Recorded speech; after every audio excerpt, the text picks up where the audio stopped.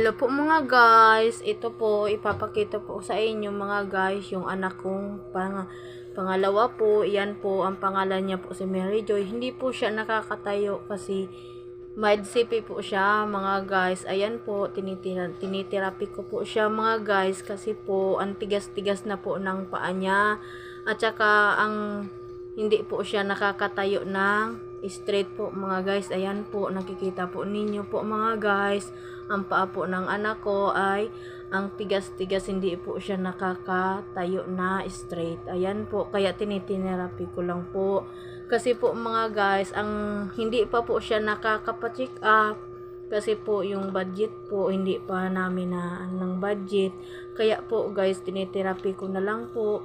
Ang last niya pong check up mga guys is 7 years old pa lang po siya, kaya ang tagal-tagal na po siya mga guys na hindi napapacheck up, kaya